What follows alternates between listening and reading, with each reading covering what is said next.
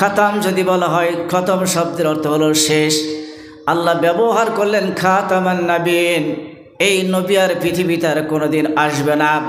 তাহলে নবী কারে বলে, রাসূল কারে বলে, এই কথাটা বলার জন্য চেষ্টা হোক। কি বলেন আপনারা? অর্ডার দিলে বলবো? অনেকেই জানে না নবী কাকে বলে আর রাসূল কাকে বলে। নবী হলো, রাসূল হলো আল্লাহর নির্দিষ্ট একটা বিধান দিয়া, শরীয়ত দিয়া, একটা কেতাব দিয়া প্রেরণ করেছে, তার নাম হলো রসুল। আল্লাহ তাকে একটা কেতাব দিয়েছে, একটা নিজস্ব শরীয়ত দিয়েছে, এই বিধান দিয়া যাকে প্রেরণ করেছে, পাঠিয়েছেন, তার নাম হলো রসুল। আর নবী হলো আল্লাহর নিজস্ব কোনো শরীয়ত, তার উপর নির্দিষ্ট কোনো শরীয়ত নাই, একটা কেতাবও তাকে দেয়নি, কেতাবও তার নাই। নবী ছাড়া তারা আগের রসুলের যে বিধান ছিল, ওই বিধানের উপর তারা দাওয়াত করেছে, মানুষের কাছে দাওয়াত করেছে, এর নাম হলো নবী। আর রাসূল হলো তার নিজস্ব শরীয়ত আছে, একটা কেতাব আছে, এই কেতাব আছে, শরীয়ত আছে, এর নাম হলো রাসূল। যেরকম সুবহানাল্লাহ। যেমন একটা উদাহরণ দেই, হযরতে মূসা আলাইহিস সালাম, তিনিও নবী ছিলেন। তার একটা নিজস্ব ভাই আছে, তার নাম হারুন আলাইহিস সালাম, তিনিও নবী ছিলেন। মূসা আলাইহিস সালামের সময় একটা কেতাব দিয়েছে, তার নাম হলো তাওরাত কেতাব, এবং তাকে একটা শরীয়ত দিয়েছে, বিধান দিয়েছে। কিন্তু হারুন আলাইহিস সালামকে তার কেতাবও দেয়নি, শরীয়তও দেয়নি। উনি মূসা আলাইহিস সালামের যে বিধান ছিল, ওই বিধানের উপর দাওয়াত করেছে, এর নাম হলো নবী ও রাসূল। জোরে কন্যা সুবহানাল্লাহ। এটা হলো নবী ও রাসূল। প্রিয় ভাই সব, শয়তান জান্নাতের মধ্যে যখন ছিল, আল্লাহ তাকে বের করে দিচ্ছে, শয়তানকে বের করে দিচ্ছে। ক্বালা ফাহাবিতু মিনহা ফামা ইয়াকুনু লাকা আন তাতাকাব্বার ফিহা ফাখরুজ ইন্নাকা মিনাস সাগিরিন।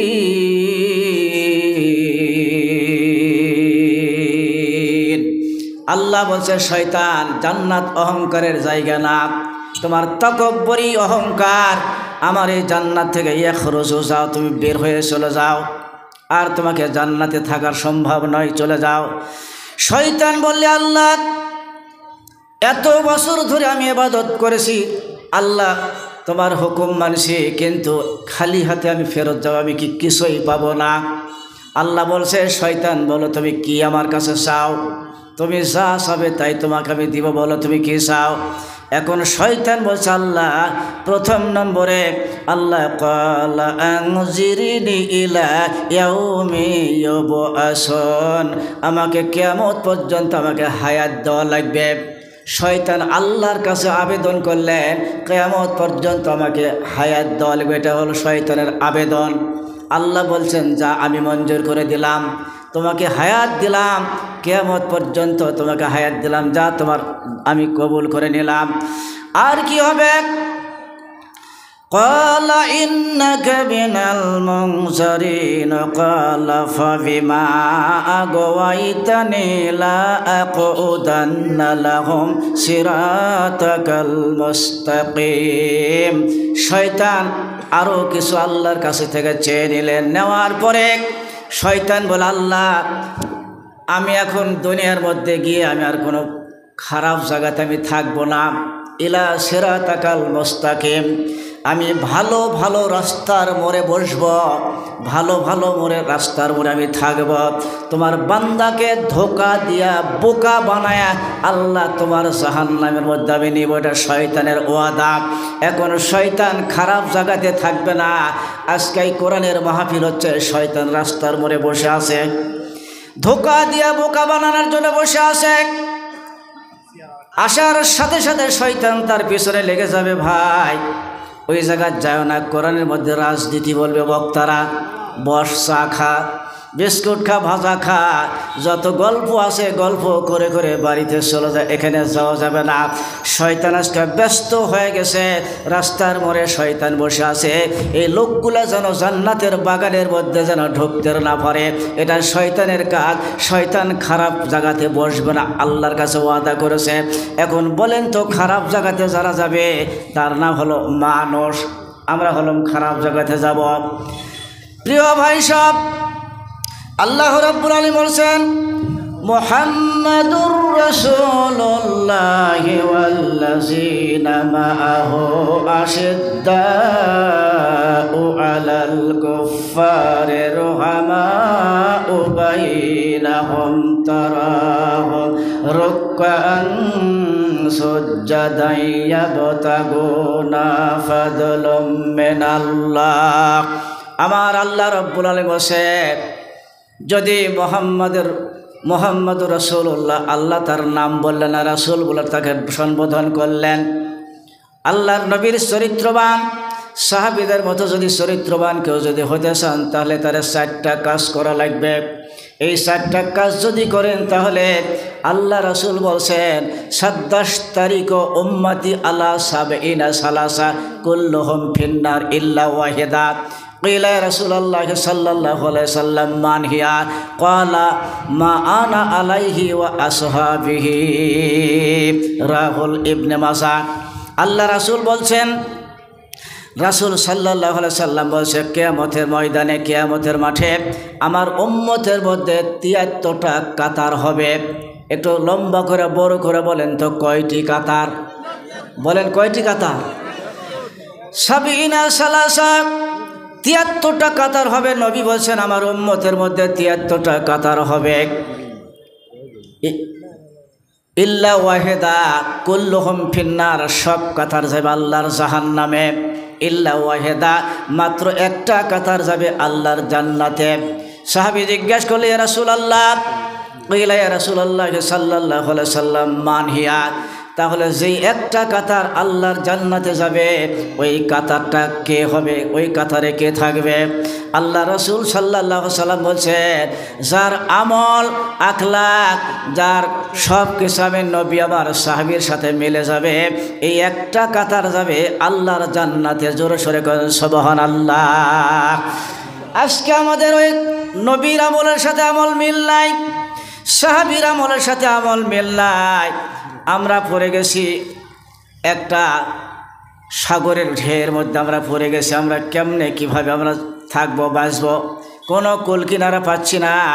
এই না পাওয়ার কারণে আমাদের আমল আখলাকগুলো সমস্ত বেদাতি হয়ে যাচ্ছে। আমলের মধ্যে বেদাত আমরা আমল করি আর মনে করি বগল বাজায়, হয়তোবা আল্লাহ রাব্বুল আলামিন আমাদেরকে মাফ করে দিবে।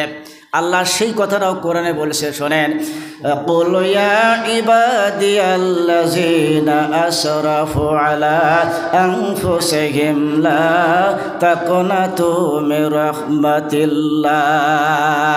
আল্লাহ বলছে, আমার রহমত থেকে তোমরা কখনো নিরাশ হয়ো না। এই কথাটা যখন শুনছি, এখন তো আমরা বগল বাজাচ্ছি আল্লাহর রহমত থেকে নিরাশ হওয়ার জন্য। আল্লাহ নিষেধ করেছে। আল্লাহ রহমত পাওয়া যাবে, আল্লাহ ক্ষমা করবে। ইন্নাল্লাহা ইয়াগফিরুয যুনুবা জামিআ ইন্নাহু হুয়াল গাফুরুর রহিম। আল্লাহ বলছে, আমার রহমত থেকে তোমরা নিরাশ হও না। এটা বলে আমরা বগল বাজাই, এটা দেখে আমরা বগল বাজাই, কিন্তু নিচে কি শর্ত দিয়েছে এটা আমরা জানিও না, পড়িও না। নিরাশ হওয়ার জন্য আল্লাহ নিষেধ করলে, আমার রহমত থেকে তোমরা নিরাশ হও না, রহমতের দিকে তোমরা তাকাও। কিন্তু নিচে আল্লাহ শর্ত দিছে কি, এটা আমরা জানিও না, বুঝি না। একটু কান লাগান, মন মতো আল্লাহর কোরআন শোনেন। আমি যতগুলো অক্ষর পড়ব, হরফে হরফে আপনারা 10টা করে সওয়াব পাচ্ছেন। সুবহানাল্লাহ বলেন সবাই। আমিও পাচ্ছি, আপনারাও সওয়াব পাচ্ছেন। আশা করবেন যতগুলো অক্ষর আমি আজকে তেলাওয়াত করব, হরফ তেলাওয়াত করব, প্রত্যেকটা হরফে হরফে 10টা করে সওয়াব আমলনামার মধ্যে নিয়ে আল্লাহ এখান থেকে বিদায় করে দিবে। সুবহানাল্লাহ বলে সবাই। এই জন্য কোরআন শোনেন, কোরআন বলেন। ভাইয়ের আমার, আল্লাহ রাব্বুল আলামিন বলেছেন, ওয়া আনিবু ইলা রাব্বিকুম ওয়া আসলিমু লাহু মিন ক্বাবলি আইয়াতিয়াকুমুল আযাবু সুম্মা লা তুনসারুন। আল্লাহ বলছেন, আমি আমার রহমত থেকে তোমরা নিরাশ হও না। আল্লাহ বলছেন, তার মানে শর্ত লাগাই দিয়েছে এখানে, ওয়া আনিবু ইলা রাব্বিক, রবের দিকে আমাদেরকে ফিরে আসা লাগবে। আল্লাহ বলছে, রবের দিকে ফিরে আসো। আমরা যদি তওবা করে রবের দিকে যদি ফিরে যেতে পাই, ফিরে যদি আসি, কোনো মানুষ যদি রবের দিকে ফিরে যায় তার কাছে সুদ থাকতে পারে। একটু কথা বলেন, কথা বলা, এখন কথা বলা লাগবে। রবের দিকে যদি ফিরে যায় তার কাছে ঘুষ থাকতে পারে, সুদ থাকতে পারে, অন্যায় অবিচার দুর্নীতি 2 নম্বরে কিছু তার কাছে থাকতে পারে না। আল্লাহ বসে হ্যাঁ আমি মাফ করে দিব, তোমরা রবের দিকে ফিরে আসা লাগবে, এটা হলো শর্ত। কিন্তু আমরা কখনো রবের দিকে ফিরে যাই না। আবার শর্ত আসলিম, আল্লাহর বিধান যেখানে পাওয়া যাবে সেখানে মেনে নেওয়া লাগবে। আমরা তো জানি না হাদিস আর কোরআন, মনের মতো আমরা মনে হয় নিজেরাই দুনিয়া চালাচ্ছি, আল্লাহর কোনো দরকার মনে করি না। আল্লাহর দরকার যদি না হতো বিধান আল্লাহ এখানে জারি করতো না। কথা বলেন ঠিক কিনা, বলেন ঠিক কিনা? আল্লাহর বিধান জারি করে দিয়েছেন, রবের দিকে ফিরে আসা লাগবে আসলিম, এবং যেখানে আল্লাহর বিধান যা পাওয়া যাবে সেটা মেনে নেওয়া লাগবে। আবহামান কাল থেকে আমরা যে আমল করে আসতেছি, এখন হাদিস কোরআনের সাথে যদি না মিলে ওইটা বাদ দেওয়া লাগবে। এখন যদি মনে করেন না দাদা করে গেছে, বাবা করে গেছে, মৌলবীরা নতুন হয়ে সব উঠাই দিচ্ছে, এটা মনে যদি করেন আপনার মতো গর্ধব আর বোকা আল্লাহর জমিনে কেউ নাই। কথা বলেন ঠিক কিনা? বোকা হয়ে আর কতদিন থাকবেন? গর্ধব হয়ে কতদিন থাকবেন? আমলের সাথে যদি বিদাতি যদি যোগ হয়ে যায় তাহলে আমার আমলগুলো সব নষ্ট হয়ে যাবে। প্রিয় ভাই সব, আল্লাহ বলছে, আরও কথা বলছে, এটা করবেন কখন? ফিরে আসবেন আল্লাহর বিধান মানবেন। আর একটা শর্ত আল্লাহ দিয়েছে, সোম্মালা তুংসারণ, এই বিধানটা মানা লাগবে যখন আল্লাহর আযাব আসার পূর্বে। আল্লাহর আযাব আসবে, মরণের আগে একটা আল্লাহর আযাব আসবে, তখন আপনাকে আর কোনো সাহায্য করা হবে না। আল্লাহর ফেরেশতা সাহায্য করবে না, কেউ আপনাকে সাহায্য করবে না। বেটি থাকবে, বেটা থাকবে, কেউ আপনাকে সাহায্য করতে পারবে না। আল্লাহ বুঝতেছে, যখন বুঝাচ্ছে তোমার এই আযাব আসার পূর্বে তুমি সঠিকভাবে আল্লাহর কাছে তওবা করে আল্লাহর দিকে ফিরে যাওয়া লাগবে, তাহলে জীবনের সমস্ত অপরাধ আল্লাহ মাফ করে দিবে। জোরে করে সুবহানাল্লাহ। শুধু মাফ করে দিবে না, আল্লাহ বদলাইয়া দিবে, পরিবর্তন করে দিবে। আপনার মনে করেন যত গুনাহ ছিল আমলনামাতে, সব গুনাহগুলো আল্লাহ ক্ষমা করে দিয়ে জায়গাটা ফাঁকা করে দিবে। ইল্লা মান তাবা ওয়া আমানা ওয়া আমিলা আমালান সালিহান ফাউলাইকা ইউবাদদিলুল্লাহু সাইয়্যাতিহিম হাসানাত। আল্লাহ বলছেন যারা তওবা করবে আর ঈমান আনবে, আর ঈমান আনার সাথে সাথে ভালো ভালো কাজের আঞ্জাম দিবে, আল্লাহকে বিশ্বাস করবে, ঈমানের সাথে সাথে ভালো ভালো কাজের যখন আঞ্জাম দিবে, আল্লাহ বলছে তার হাসানা সমস্ত গুনাহগুলো আমি আল্লাহ নেকিতে বদলায় দেয়, নেকিতে পরিপূর্ণ করে দিয়া ওই জায়গাতে আমি আল্লাহ অত পরিমাণ নেকি দিয়ে আমি আল্লাহ ওই জায়গাটা পূরণ করে দিব। জীবনের যত অপরাধ ছিল সব অপরাধগুলো আল্লাহ ক্ষমা করে দিবে, আর ওই জায়গাটা নেকি দিয়ে আল্লাহ পরিপূর্ণ করে দিবে। জোরে করেন সুবহানাল্লাহ। কি বলেন, তওবা করা যাবে? আল্লাহর কাছে তওবা করা যাবে? আমাদের তওবা ওই তওবা না। আল্লাহর নবী ছিল হযরত ইব্রাহিম আলাইহিস সালাম, আল্লাহর কাছে একটা সন্তান চাচ্ছে, তার বয়স হয়ে গেছে, বার্ধক্যর সময় আল্লাহর কাছে একটা দাবি করল, আল্লাহ রব্বি হাবলি মিনাস সালিহিন। এরকম আয়াত আছে কোরআনে, আছে না? ইব্রাহিম বলে, আল্লাহ গো একটা নেক সন্তান আমাকে দান করো। নবী আল্লাহর কাছে বললেন একটা নেক সন্তান আল্লাহ আমাকে দান করো। এখন তো আমরা কন্যা হলে মনটা খারাপ হয়ে যায়, মনটা ভালো লাগে না, বন্ধু বান্ধবের কাছে বলতে লজ্জাও লাগে, শরমও লাগে, কিন্তু বেটা হলে মনের আনন্দে মিষ্টিও বিতরণ করে। কথা কোন ঠিক কিনা? প্রিয় ভাই সব,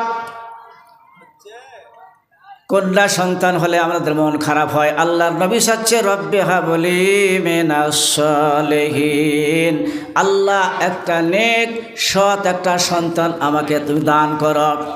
আল্লাহর সাথে সাথেই একটা সন্তানের শুভ সংবাদ শুনিয়ে দিলেন, ফাবাশশারনাহু বিগুলামিন হালিম। সুবহানাল্লাহ বলে সবাই। ভাইরা আমার, আল্লাহ বলছেন নবীকে একটা শুভ সংবাদ শোনা দেওয়া হলো, একটা সন্তানের সংবাদ শোনা দেওয়া হলো। এই সন্তান শুভ সংবাদ যখন শোনা দেওয়া হলো, আর সন্তান যখন পিতার সাথে যখন কথা বলার মতো যখন বয়স হলো, আল্লাহর নবীকে আল্লাহ বলছে কোরবানি করা লাগবে। কি করা লাগবে? কোরবানি করা লাগবে। ভাইয়ের আবার একটু সামনে একটু আগে আসেন তো ভাই, পিছনে জায়গা হচ্ছে না, সামনে একটু আগে আসেন, একটু আগে আসেন ভাই, একটু এক হাত করে আগে আসেন, ইনশাল্লাহ হয়ে যাবে। আসেন, আর বলবো না কিন্তু, সারাদিনে বললে কথা নষ্ট হয়ে যাবে। আসেন আমার ভাইয়েরা, সামনে একটু সামনে আগে আসে, একটু সামনে আগে আসে ইনশাল্লাহ। সবাই সবাই সবাই সবাই একটু এক হাত করে জায়গা ছেড়ে দেন, মাস একটু চাপা বসেন। আমার ভাইরা শোনেন, যখন পিতার সাথে কথা বলার মতো বয়স হলো, তখন আল্লাহ বলছে কোরবানি করা লাগবে। নবী কি কোরবানি করবে? ভালো দেখে কোরবানি করালে, পছন্দর সহিত কোরবানি করা লাগবে। নবী কোরবানি করলেন, আল্লাহ পছন্দ হলো না। সবচেয়ে প্রিয় ভালো বস্তু দিয়া কোরবানি করো। নবীর শিক্ষা যদি আমরা, জাতির পিতার শিক্ষা যদি আমরা কবুল করতাম, বড় খাসি বিক্রি করে ফেলা ছোট খাসি দিয়ে আমরা কিন্তু কোরবানি দিতাম না। কথা বলেন ঠিক কিনা? দুইটা খাসি পালছে, খাসি বিক্রি করে গরুতে ভাগ দিয়েছে, কোরবানি করো না। আল্লাহ বলছে তোমার প্রিয় পছন্দ ভালো দেখে তুমি কোরবানি করো, আল্লাহর অর্ডার। নবী বলছেন না, দুনিয়ার সবচাইতে আমার কাছে প্রিয় শেষ বয়সে, বার্ধক্য বয়সে একটা পুত্র সন্তান আল্লাহ দিছে, এর চাইতে পছন্দর জিনিস দুনিয়ার মধ্যে আমার আর কিছু নাই, আমি সন্তান দিয়ে কোরবানি করবো। সুবহানাল্লাহ বলো সবাই। কেমন কথা! আর এই কোরবানি যদি করবে, আল্লাহর নবী হযরত ইব্রাহিম আলাইহিস সালাম তার পুত্রকে জিজ্ঞাসা করলেন, ওই কথা আল্লাহ কোরআনে বলছে, ক্বালা ইয়া বুনাইয়া ইন্নী আরা ফিল মানামি আন্নী আযবাহুকা ফানজুর মাযা তারা। আল্লাহর নবী বলছে, হে বৎস, ইয়া বুনাইয়া বলছে আমার সন্তান, আমি তো স্বপ্নে দেখতেছি তোমাকে জবাহ করেছি, তোমার মতামতটা দাও। ফানজুর মাযা তারা, তোমার মতামত কি? এখানে ঐতিহাসিকেরা মুফাসসিরগণ তারা বর্ণনা দিচ্ছে, ইব্রাহিম আলাইহিস সালাম সন্তান দিয়া কুরবানি দিবে, সন্তানকে জিজ্ঞাসা করার কোনো প্রয়োজন নাই, কোনো দরকার নাই। এখন ইব্রাহিম আলাইহিস সালাম সন্তান দিয়া কুরবানি দিবে, কিন্তু সন্তান যদি বলেন না আমি কুরবানি হব না, বাপ কুরবানি দিবে, সন্তান যদি বলেন না আমি কুরবানি হব না, কি বলে আল্লাহর বিধান কায়েম হবে? কথা বলেন। বাপ কুরবানি করবে সন্তান দিয়ে, সন্তান যদি বলে যে না আমি কুরবানি হব না, কি বলে আল্লাহর বিধান কায়েম হবে? কায়েম হবে না। প্রিয় ভাই সব, এটা কায়েম হবে না। আবার সন্তান যদি বলে আব্বা আমি কুরবানি হব, ইব্রাহিম নবী যদি বলেন না একটাই আমার পুত্র সন্তান, আমি কুরবানি দিব না, এরপরেও কিন্তু আল্লাহর বিধান কায়েম করা সম্ভব নয়। তার মানে দুই পক্ষ যখন রাজি হয়ে গেছে, আল্লাহর নবীর এই বিধানটা, আল্লাহর বিধানটা কায়েম করা সম্ভব হয়ে গেছে। একবার জোরে সরে বলেন সুবহানাল্লাহ। বাপ রাজি, বেটা রাজি। কেন জিজ্ঞাসা করলেন? ঐতিহাসিকরা প্রশ্ন করলেন, তাকে জিজ্ঞাসা করলেন কেন? জিজ্ঞাসা করার মানে হলো, দেখি আমি তো আল্লাহর কাছে একটা নেক সন্তান চেয়েছিলাম, রব্বি হাবলি মিনাস সলিহিন, আল্লাহ একটা নেক সন্তান, নেক পুত্র আমাকে দান করো। আমার সন্তানটা নেক সন্তান না বদকার সন্তান, নেককার না বদকার, এটা প্রশ্ন দেখার জন্য, পরীক্ষা করার জন্য সন্তানকে সে জিজ্ঞাসা করেছেন। না, সন্তান নেককার যদি না হতো তাহলে কিন্তু বাবার কথা সে শুনতো না। এই দলিল দ্বারা প্রমাণ হচ্ছে, এখনো পর্যন্ত যদি কোনো বান্দা, কোনো মানুষ যদি বাবার কথা যদি কেউ না শোনে, সে কিন্তু নেককার সন্তান নয়। বাবার কথা যদি না শোনে, যদি কেউ না মানে, তাহলে কিন্তু সে নেককার সন্তান নয়। আর ইব্রাহিম আলাইহিস সালামকে যতবার পরীক্ষা করা হয়েছে, একদম ফার্স্ট ক্লাস পরীক্ষায় উত্তীর্ণ হয়ে গেছে। এই জন্য মহান আল্লাহ তাকে জাতির পিতা বলে ঘোষণা করেছে। জোরে কন্যা সুবহানাল্লাহ। পরীক্ষায় পাশ করেছে। প্রিয় ভাই সব, মহান আল্লাহ রব্বুল আলামিন বলছেন, আর একটা কথা হলো, এই জন্য কোরআনের কথা বলতে হবে, কোরআনের কথা শুনতে হবে। আমরা প্রথমেই শুকরিয়া আদায় করেছি কার? জোরে বলেন কার? আলহামদুলিল্লাহিল্লাযী আনজালা আলা আবদিহিল কিতাবা ওয়া লাম ইয়াজআল লাহু ইওয়াজা। আলহামদুলিল্লাহ, আমরা প্রশংসা করলাম। কেন? আল্লাহ আমাদের একটা কিতাব দিয়েছে। এই কিতাবের মধ্যে কোনো বক্ষতা নাই, কোনো জড়তা নাই, কোনো গোপন নাই, কোনো গোপন নাই। যা আছে সব ওপেন, কোনো গোপন করার সুযোগ কারো নাই। এই জন্য আলেম ওলামা যারা আছে আল্লাহর কোরআনকে গোপন করে নিজস্ব ব্যক্তিগত কথা দিয়ে তার ওয়াজ করে। কোরআন বলে না, কোরআনে যা আছে মানুষ জানবে কেমন করে যদি কোরআন আমরা যদি না বলে। আল্লাহ এই জন্য সবচাইতে বড় জালেমের পরিচয় দিচ্ছে। এই কোরআন যদি কেউ না বলে, কোরআনটা যদি কেউ গোপন করে রাখে, আল্লাহ তাকে বড় জালেম বলে আখ্যায়িত করতেছে। আমরা বলি আলেম, এটা বড় আলেম নিয়ে আসলাম 60,000 70,000 টাকা দিয়া, 80,000 90,000 টাকা দেন ইসলাম। এলাকার সুদ এখনো পর্যন্ত ওঠে না, ঘুষ এখনো ওঠে না, পর্দার মধ্যে এখনো থাকে না। 80,000 90,000 টাকার বক্তা আলী আসে কি ওয়াজ শোনা, কি মানলেন আর কি করলেন? এটা জবাব দল আল্লাহর কাছে। প্রিয় ভাই সব, আল্লাহ রাব্বুল আলামিন আযলামু মিম্মা কাতাবা শাহাদাতা ইনদাহু মিনাল্লাহ। আল্লাহ বলছে যার কাছে কোরআনের জ্ঞান আছে, যার কাছে কোরআনের জ্ঞান আছে, ইলম আছে, থাকার পরে যদি কেউ গোপন করে, সরকারের পক্ষে কথা বলে, কোরআনের পক্ষে কথা বলে না, বিভিন্নভাবে আলেম আছে, তারা আসলের তরে ছায়ার তলে লুকায়ে থাকার জন্য আল্লাহর কোরআন তারা বলে না। আল্লাহ বলছে যারা আমার কোরআনকে যারা গোপন করবে, আলেম ওলামা হয়ে যদি আমার কথাকে গোপন করে রাখে, আল্লাহ ছোটোখাটো জালেমের পরিচয় দেয়নি। এর চাইতে বড় জালেম আল্লাহর জমিনে আর কেউ হতে পারে না। সবচাইতে বড় জালেমের পরিচয় আল্লাহ দিচ্ছে। প্রিয় ভাই সব, এই পৃথিবীতে একজন মানুষ ছিল, তার নাম হলো লোকমানে হাকিম। উনি কিরকম তো নবীও নয়, রসুলও নয়, নবীও নয়, রসুল নয়। তিনার কথা আল্লাহ রব্বুল আলামিন কোরআনে কারিমে রেকর্ড করে দিয়েছেন। এত সুন্দর বক্তব্য পেশ করেছে তিনি। লোকমান হাকিম একদিন বলছেন, তার ছেলেদেরকে ডাক দিয়ে বলছে, আমার সন্তান শোনা, ইয়া বনাইয়া লা তুশরিক বিল্লাহ। হে আমার সন্তান শোনো, খবরদার খবরদার শিরকের গুনাহ যেন তুমি করিও না। তোমাকে জ্বালায়া পোড়ায় ভস্য যদি করে দেওয়া হয়, শিরকের সাথে যেন তুমি কোনো কাজ করিও না। আজকে কথার মধ্যে শিরক, কথা বলতেছেন ভাই, যদি তুমি ওই জায়গাতে আজকে না গেলে তাহলে আর মরণ হতো না। একটা লোক অ্যাক্সিডেন্ট করে মারা গেছে, ও বলতেছে যে ওই জায়গাতে না গেলে আর মরণ হতো না। মরণ দেওয়ার মালিক কে? বলেন কে? আপনার মৃত্যু কোথায় হবে, কেমনে হবে? যেখানে মৃত্যু হবে সেখানে আপনাকে যাওয়াই লাগবে, ওইভাবে আপনার মৃত্যু লেখা আছে। কিন্তু আপনি শিরকের কথা বলে ফেললেন, ওখানে যদি না যেত তাহলে মরতো না। বলে কি না? কথা বলেন। এই ওষুধ যদি না খেত তাহলে ওই অসুখ ভালো হতো না। এই ওষুধ যদি না খেত তাহলে রোগটা সারতো না।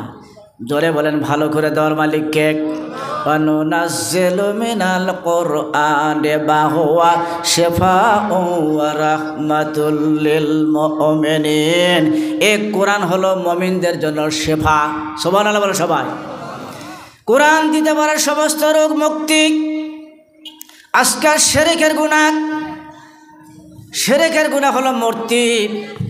এই মূর্তি হলো সারা বাংলাদেশে মূর্তি দিয়ে আমরা ছেয়ে ফেলে দিয়েছি। আজকে মূর্তি দিয়ে 15 বছরের মধ্যে মরে ভাস্কর্য আর মূর্তি দিয়ে সবগুলো রাস্তাঘাট আমরা সাজায় ফেলেছিলাম। কিন্তু মুহূর্তের মধ্যে, একদিনের মধ্যে বাংলাদেশের যত মূর্তি ছিল সমস্ত মূর্তিগুলো একদিন 2 দিনের মধ্যে একেবারে চুরমার হয়ে গেছে। কথা বলেন ঠিক কিনা? কথা বলেন ঠিক কিনা? মূর্তি যারা সাজাইছিল তারাও কিন্তু মরবে, ওদের মরণ হবে। যারা ভেঙ্গে ফেলেছে তারাও কিন্তু মরবে। এই দুই মানুষ আল্লাহর কাছে যাবে। বলেন তো প্রিয় কে? যারা মূর্তি বানাইছে তারা আল্লাহর কাছে প্রিয় নাকি? বলেন, মূর্তি যেই বাড়িতে থাকবে ওই বাড়িতে আল্লাহর রহমতের ফেরেশতা আসবে না।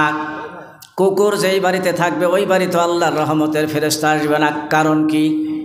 কারণ হলো এই মূর্তির সামনে সেজদা দেওয়া যাবে না, মাথা নত করা যাবে না। একমাত্র মাথা বানাইছেন তিনি হচ্ছেন আল্লাহ। এই মাথাটা আল্লাহর কাছে সেজদা দেওয়া লাগবে। ওয়াসজুদ ওয়াকতারিব, তোমরা সেজদা দাও, আমার নিকটে চলে আসো। বান্দা যখন সেজদা দেয় একেবারে আল্লাহর নিকটে যাওয়ার উপায় হলো সেজদা দেওয়া। সুবহানাল্লাহ বলেন। সেজদাটা আসলো কোত্থেকে? এ সালাত আদায় করি, সালাতটা আসলো কোত্থেকে? এটা আল্লাহ একটা হাদিয়া দিয়েছিল তার নবীকে, তার হাবিবকে। এই জমিন থেকে আল্লাহর আরশ আজিম পর্যন্ত উঠায় নিয়ে গিয়েছিল। যাওয়ার পর বন্ধু বলছে, বন্ধু আপনি খালি হাতে কেমন করে যাবে? একটা হাদিয়া নিয়ে যাও। আল্লাহর হাদিয়া, হাদিয়া বোঝেন? আপনি আত্মীয়র বাড়ি যখন যাচ্ছেন একটা বিস্কুটের প্যাকেট নিয়ে যাচ্ছেন, কিছু না কিছু একটা হাদিয়া নিয়ে যাচ্ছেন। আল্লাহ তার বন্ধুকে বলছে, হাবিব আপনি আমার কাছ থেকে ফিরে যাবেন খালি হাতের না, একটা হাদিয়া নিয়ে যাও। হাদিয়া কি? 50 ওয়াক্ত সালাত দেওয়া হলো।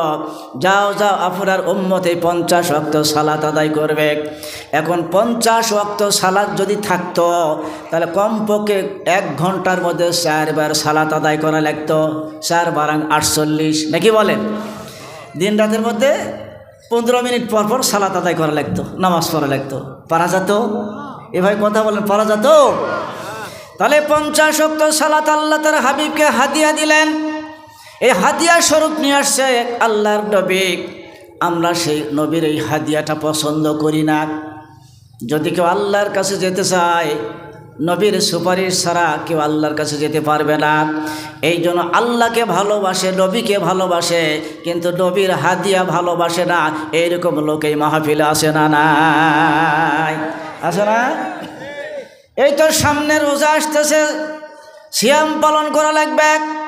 অনেকে সিয়াম পালন করে মসজিদে ইফতারি করার জন্য যায়, তারা অনেকে রোজা নষ্ট করে দেওয়ার জন্য যায়, নামাজ নষ্ট করে দেওয়ার জন্য যায়। সারা বছর রোজা নাই, নামাজ নাই, একটা মাসের জন্য এত ভিড় জমায়ে দিবে দেখেন, নামাজিকে নামাজ পড়া কিন্তু মুশকিল হয়ে যাবে। কথা কোন ঠিক কিনা? মূর্তি থাকলে, কুকুর থাকলে আল্লাহর রহমতের ফেরেশতা ওই বাড়িতে থাকবে না। কারণটা কি? জোরে বলেন, কারণ আছে না নাই? কুকুরের হলো 4টা দোষ আছে। কয়টা দোষ? কুকুরের কয়টা দোষ? কুকুরের গুণ আছে 3টা। খালি দোষ নাই, গুণও আছে। কুকুর মনিব চিনে। আপনি বাড়ি থেকে চলে আসছেন, পালিত আপনার বাল পাহারা দেওয়ার কুকুর বাড়িতে পড়ে আছে। এটা হলো ভরসা রাখে আল্লাহর উপরে। আমার মনিব যখন আসে কিছু না কিছু আমাকে খাবার দিবে, ভরসা হয়। ওই রাস্তার ধারত বাহিরে বারান্দায় বা খোলানে এরকম শুয়ে থাকে, কোনো জায়গায় যায় না, মনিব কিছু দিবে। আর ওই মনিব খাওয়ার পরে যত উষ্টা হাড্ডি গুড্ডি আছে, কাটা কুটা আছে, ভাত সহকারে একটু প্লেট করে এক জায়গায় খাবার দেয়। জোরে বলেন তো কুকুরকে খাবার দেয় কিনা মনিবে? এটা তার ভরসা। আর ছেড়ে দেওয়া কুকুর আছে, ওটা ভরসা কর না, চাউ চাউ করে ধরে, দরজায় দরজায় ধরে, কোথায় গেলে ভালো খাওয়া পাবো, কোথায় গেলে খাওয়া পাবো। কিন্তু আল্লাহর কসম কোথাও খাবার পায় না, কিন্তু লাঠির বাড়ি পায়। কথা বলেন ঠিক কিনা? এটা হলো ছেড়ে দেওয়া কুকুর। মানুষের মধ্যে কত ছেড়ে দেওয়া কুকুর আছে, ভরসা আল্লাহর উপর করে না। কোথায় গেলে ভালো পাবো, কোথায় গেলে ভালো পাবো, ওর জীবনে কোনো পেরেশানিও কিন্তু ফুরায় না। একমাত্র ভরসা রাখা লাগবে কার উপরে? বলেন কার উপরে? তিনি রিজেক দিচ্ছেন আমাদেরকে। রিজেক কিভাবে দিচ্ছে? রিজেক দিচ্ছে কিভাবে? তাহলে বুঝতে হবে কুকুরের গুণ আছে হলো 3টা। 1 নম্বর গুণ, যখন আপনি বাড়িতে যাবেন আপনার কুকুর ওই বারান্দার নিচে যায় দেখেন শুয়ে আছে। অন্য কোনো মানুষ যদি রাস্তা দিয়ে যাবার লাগে ঘেউ ঘেউ করে কুকুরে তাকে তাবড়াইয়ে দিবে। আর আপনি মনিব শুধু একটু গলার আওয়াজ দিয়েছেন, মনিব কিন্তু কুকুরে চিনে ফেলেছে। সুবহানাল্লাহ বলে সবাই। মনিবের আওয়াজ শুনে কুকুর আপনাকে চিনে ফেলেছে, এটা আমার মনিব। নেস কুলবুল কুলবুল করে লড়াই মনিবের কাছে এসে মনিবকে বুঝাই দিচ্ছে, মনিব আপনি এই বাড়ি থেকে চলে গেছেন, আপনার বাড়িটা ঠিক মতো আমি পাহারা দিয়ে সেখানে বসে আছি, এটা মনিবকে বুঝাইয়া দেয়। সুবহানাল্লাহ বলে সবাই। আর এই কুকুরের দোষ আছে হলো 4টা। 1 নম্বর দোষ, ওই বাড়িতে হাঁস থাক মুরগি থাক, মুরগি আর হাঁস যদি থাকে একটু খাবার দিয়ে দেবো, কুকুর যদি ওখানে থাকে তারপরে ধারায় দিয়ে ওর হকটা নষ্ট করে খায়। এটা হলো কুকুরের স্বভাব। মুরগি হাঁসও খাবার দিয়ে দেখেন ওখানে ওই মুরগি হাঁস তাপড়ায় দিয়ে ওর হকটা নষ্ট করে কুকুরে খেয়ে ফেলে। তাহলে হক নষ্ট করার স্বভাব কুকুরের। বলেন কার? কার? কোনো মানুষ যদি কারো হক নষ্ট করে খায়, ইন্নাল্লাহা ইয়া'মুরু বিল আদলি ওয়াল ইহসান ওয়া তাইজিল কুরবা। আল্লাহ বলছেন সবচাইতে আমি ওয়াজ করলাম, আমি উপদেশ দিলাম, আমি ওয়াজ করলাম, আমি উপদেশ দিলাম, তা'মুরুনা বিল আদলি, তোমরা ন্যায় বিচার করো। কার কাছে করবেন? তাইজিল কুরবা, সবচাইতে নিকটাত্মীয় যারা তার কাছে তোমরা ন্যায় বিচার করো। এই তামাম পৃথিবীর মধ্যে সবচাইতে নিকট হচ্ছে আমার মায়ের পেটের বোন। বোনের চাইতে আর আপনজন এই পৃথিবী খুঁজদার পাওয়া যাবে না। ওই বোন, এমন ভাই আছে দেখেন 5 বছর 10 বছর হয়ে গেল বোনের বাড়িতে এখনো পর্যন্ত বেড়াবারও যায় না। এরকম ভাই আছে না নাই? কথা আছে না নাই? বাপে 5 কাঠা জমি পাবে বোন, সারাদিনই পাকাই নেওয়ার জন্য। গ্রামের মাতব্বর বলে, ভাই বলে তাহলে গোটা গ্রাম খাবার দাও, 5 কাঠা জমি নিলে খাবার দেওয়া লাগবে। ওগল বাপের 2 বিঘা 3 বিঘা মাটি খাচ্ছে, ওর খাবার কোনো দরকার নাই। আর বোনে 20 বছর থেকে পাইনি, বাপ মরে যাওয়ার পরে বলছে ভাই আমাকে 5 কাঠা জমি দাও, পাবো। এখন ভাই দিচ্ছে না, বলছে তুমি এই গোটা গ্রাম খাবার দাও, খাবার দিয়ে নেওয়া লাগবে। এই যে হক নষ্ট করে খেলেন, তাহলে যারা হক নষ্ট করে খাবে স্বভাবটা হলো কুকুরের। জোরে বলেন তো কার? যদি এই জালসার মধ্যে আল্লাহর কসম করে বলি, যদি কেউ হক কারো নষ্ট করে থাকেন তাহলে এক্ষুনি ফিরে দেওয়া লাগবে।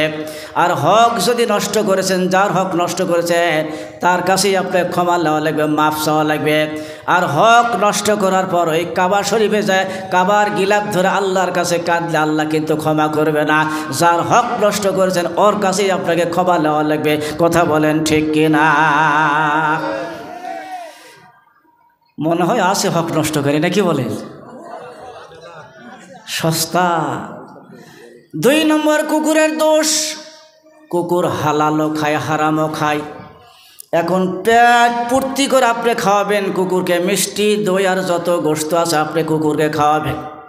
খাওয়ার পরে রাস্তা দিয়ে যখন কুকুর যখন যাবার লাগবে তখন দেখবে একটা মরা গরু পড়ে আছে। আপনি এত খাওয়া খিলাছেন, ওই মরা গরু দেখলে 1 কামড় মাংস কিন্তু কুকুরে খাবে। কথা বলেন ঠিক কিনা? খাবে না? খাবে না? হালালও খায় হারামও খায় কুকুর, এটা কুকুরের 2 নম্বর দোষ। কুকুর যদি হালাল খাওয়ার পর হারাম খায়, এটা হলো কুকুরের দোষ। কোনো মানুষ আশরাফুল মাখলুক হওয়ার পরে, বিবেক থাকার পরে আল্লাহর এত হালাল খেলেন, ফল খেলেন, আপেল খেলেন, কলা খেলেন, দুধ খেলেন, মিষ্টি খেলেন, গোস্ত খেলেন, আনারস খেলেন, পেয়ারা খেলেন, এত সুন্দর সুন্দর খাবার আপনার জন্য আল্লাহ বরাদ্দ করেছে। কিন্তু এত সুন্দর মজলিস খেলেন, গরুর লিজ্জালা গোস্ত, খাসির লিজ্জালা গোস্ত, মাছের তরকারি, ভুনা পাক, দই খাওয়ার সাথে সাথে ওঠার পরেই একটা বিড়ি সিগারেট লাগায় খায়। কথা বলেন ঠিক কিনা? এবার একটা কথা বলেন না, বিড়ি খাওয়া মানুষ আছে নাকি এখানে? নাই, নাই, ইনশাল্লাহ মনে হচ্ছে নাই, আছে। তাহলে এত হালাল খাওয়ার পরে আপনার তৃপ্তি মিটল না। এত হালাল খাওয়ার পর আপনার তৃপ্তি মিটল না, আপনি একটা বিড়ি খেলেন, বিড়ির মধ্যে কি আছে একটু বলে দিই, নাকি বলেন? বিড়িও যারা খাচ্ছে, কোরআন কারিমে যারা তেলাওয়াত করে, যারা হাফিজ সাহেব আছে অনেক, আজকে প্রত্যেকটা মাদ্রাসার হাফিজ সাহেবের দিকে খেয়াল করি, তারা জারদা দিয়ে পান খায়, মুখ লাল টকটকে করে ফেলেছে। কথা বলেন ঠিক কিনা? ওই জারদাও যেই মশলা থেকে তৈরি, বিড়ির মশলা ওই একই জায়গার থেকে তৈরি। আপনি কি জানেন? কুষ্টিয়া যান, কুষ্টিয়া আমি দেখে আসছি, সফরে গেছিলাম। ওখানে বিঘা কি বিঘা, পাতার কি পাতার, ওই তামাকের আবাদ হয়। তামাক এরকম বড় বড় গাছ তামাকের। তামাক হচ্ছে, ওই তামাক কাটার পরে ওখানে শুকাচ্ছে, বিলে পড়ে আছে, জমিনের উপর পড়ে আছে, তামাক শুকাচ্ছে। রাতে কুকুর ধরে, বিড়াল ধরে, শিয়াল ধরে, ওই তামাকের উপর ধরে, ওখানে পায়খানাও করে, পেশাবও করে। ওই পেশাব কিন্তু ধুয়ে দেয় না, পানি দিয়ে ধুয়ে দেয় না, ওই মশলার উপর তামাকের পাতার উপরে শুকা যায় থাকে। কথা বল ঠিক কিনা? পেশাব করলো শিয়ালে, গাবড়ায়, বিলায়, ওই পেশাব পায়খানা শুকা যায় থাকলো ওখানে। এই যে শুকা যায় থাকলো, হারামের সাথে হারাম, ওইটা মেশিনে রিফাইন করা জার্দা বানায় প্যাকেটে করে দিয়ে দিল। আর মুসলমান আল্লাহকে সেজদা দিয়া এত সুন্দর খাবার খেটা জার্দা দিয়া পান খেলো, তার মধ্যে জার্দা তো হারাম, শিয়ালের পায়খানা বোধহয় হালাল নাকি? তাহলে হারামের সাথে আবার আর একটা হারাম খেলেন।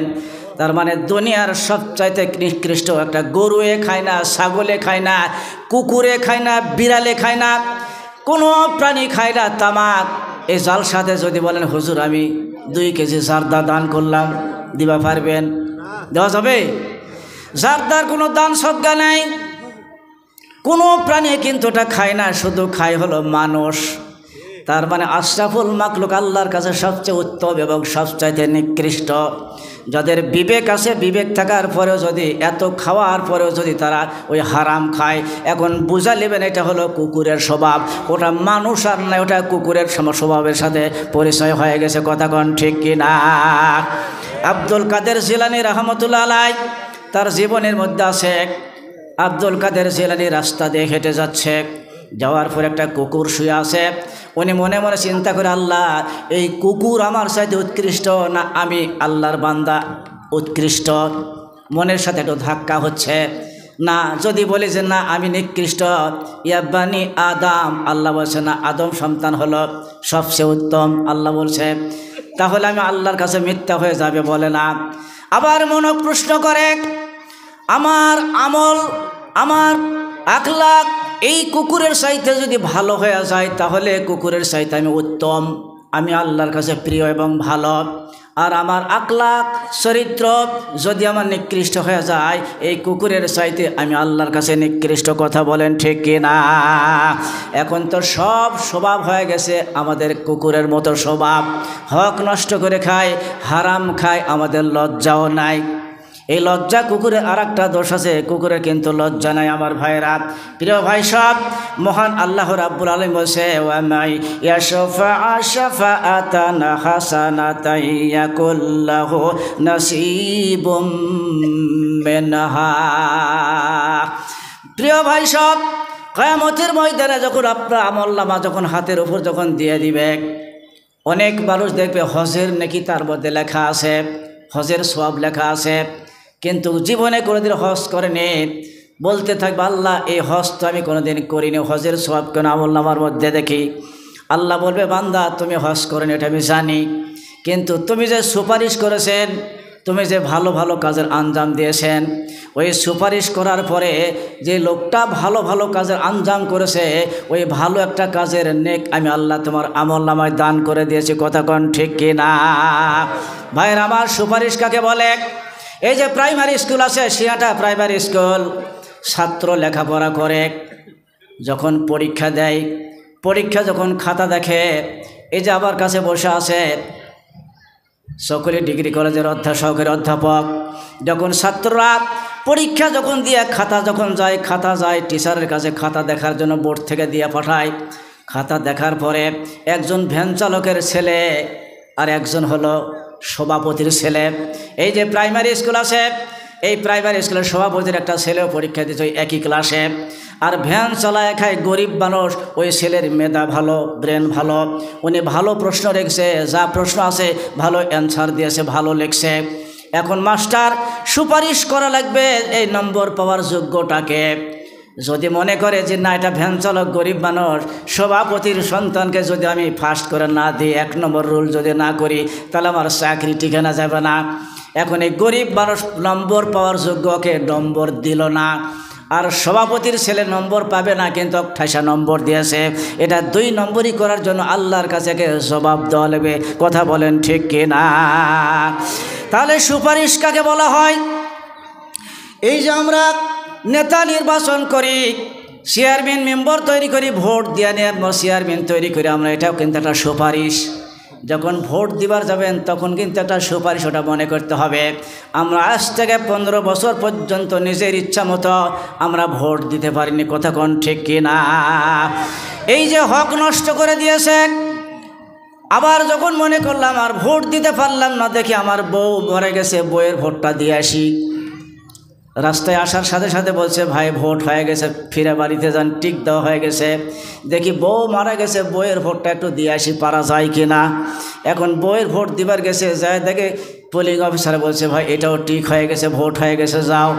তার মানে কবরে থেকে যেই দেশে ভোট হয়ে যায় এই দেশটা 1 নম্বর না 2 নম্বর? কথা বলেন। যেই দেশে মোরা বউয়ের ভোট হয়ে যায়, মোরা মানুষের ভোট হয়ে যায়, দেশটা 1 নম্বর না 2 নম্বর? একটু জোরে বলেন তো দেখি। তার মানে আমাদের ভোট দিতে দেয়নি, ইচ্ছা মতো ভোট দিতে দেয়নি। এই হক যারা নষ্ট করেছে, বলেন তো তাদের উপর আল্লাহর গজব নাজেল হয়েছে কি না? ভাইরা, প্রিয় ভাই সব, বলছিলাম মহান আল্লাহ বলছে উতুল্লিম বাদা যালিকা জালিম, যারা ভালো কাজে বাধা দেয় এরা হলো জালেম। আল্লাহ বলছে ভালো কাজে যারা বাধা দেয় তারা হলো জালেম। তাহলে এই যে আমি কোরআনের কথা বলতেছি, এটা ভালো না মন্দ? এই কোরআনের কথা যারা বাধা দিয়েছিল, যারা বাধা দেয় তারা হলো জালেম। এরা জীবনে কোনোদিন আল্লাহর কাছে ঠাঁই পাবে না, রসুল সুপারিশ করবে না, নিশ্চিত আল্লাহর জাহান্নামে যাওয়া লাগবে। জোরে কর নাউজুবিল্লাহ। আমার ভাইরা, আল্লাহ রাব্বুল আলামিন বলছেন এই পৃথিবীর মধ্যে যত মানুষ আসছে, একটা মানুষও কিন্তু আল্লাহর বেঈমান করে পাঠায়নি। মায়ের পেটের মধ্য থেকে আমাদের যখন এই পৃথিবীতে পাঠাচ্ছে, তখন কিন্তু আমাদের জীবিত করে পাঠাইছে, মরাও কিন্তু বানানে, মরাও কিন্তু পাঠায়। হাজা বায়ানুল লিন্নাস। মায়ের একটু কান লাগান, মায়েদেরকে বলে একটা স্বভাব আছে, এলাকার মধ্যে একটা স্বভাব আছে, হাজা বায়ানুল লিন্নাস। এ বায়ানে বক্তব্য মানুষের জন্য, মানুষের জন্য আল্লাহ বললেন। তাহলে মানুষ কারে বলে? এটা জিন্দা মানুষের জন্য বক্তব্য, বায়ান হলো জিন্দা মানুষের জন্য। একটা মানুষ যখন মরে যায়, ওইটা কিন্তু আর মানুষ থাকে না, ওটা লাশ হয়ে যায়। কেউ বলবে না মানুষ কোথায়, যাই যাবে তাই বলবে লাশ কোথায়, লাশ কোথায়। আপনারা বসে আছেন জীবিত মানুষ, যতক্ষণ পর্যন্ত নড়াচড়া করবেন, কথা বলবেন, এতক্ষণ আপনি একটা মানুষ। যখন কথা বলবে না, হাত পা নড়বে না, তখন আপনাকে বলবে লাশ।